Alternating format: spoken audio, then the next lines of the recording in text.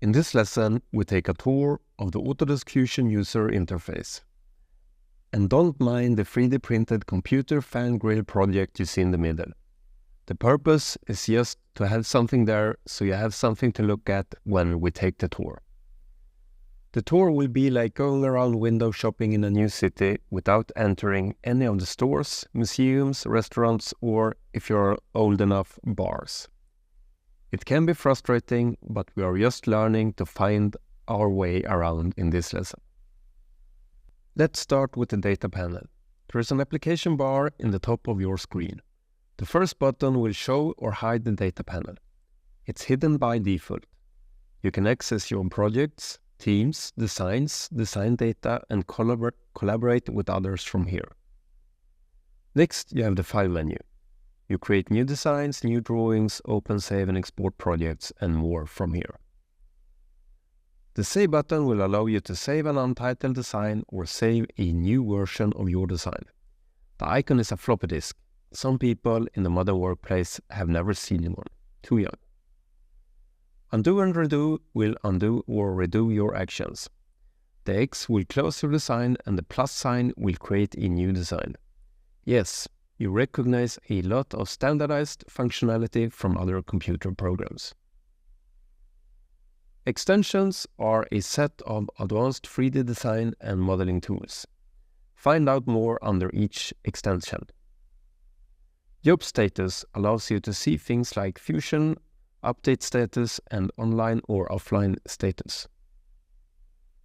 And the relevant notifications are shown here if there are any. Help gives you access to areas like documentation, the community, and support. And finally, you have your profile where you access your Autodesk account. You can adjust your Autodesk preferences, which, for example, can be useful if you migrate from another program. From another CAD program, that is. Let's look at the toolbar. First, you have the workspace picker and different workspaces. What you see in the toolbar depends on the workspace you currently work in. We will spend most of our time, but not all our time, in the design workspace in this course. Each workspace is organized in tabs. The tabs contain groupings of related tools and commands. You recognize this structure from many computer programs, including different CAD software. Some commands will activate contextual tabs. For example, when I activate Create Sketch, a contextual tab with a toolset of contextual commandos appears to the right of the regular toolbar. The contextual tab goes away when you exit the contextual environment. The browser lists objects in your assembly.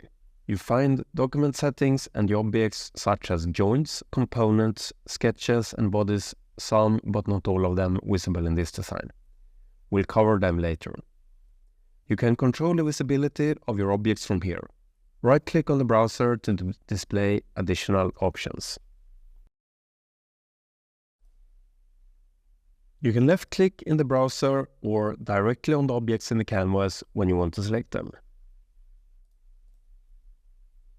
The view cube is a great aid when you want to look at your design from different perspectives. Press the Home button to return safely to a preset perspective that includes your entire design. Right-click on the canvas to access the marking menu, sometimes called the right-click menu. You can expect to find frequently used commandos in the wheel and additional commands in the menu below.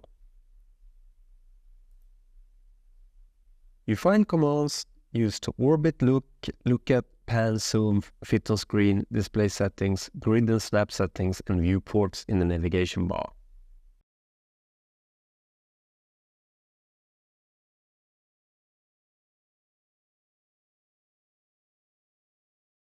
And the timeline lists commands performed in your design. Remember what we said earlier about components. Each component has its own timeline. Use the buttons to go backwards and forwards in your design history.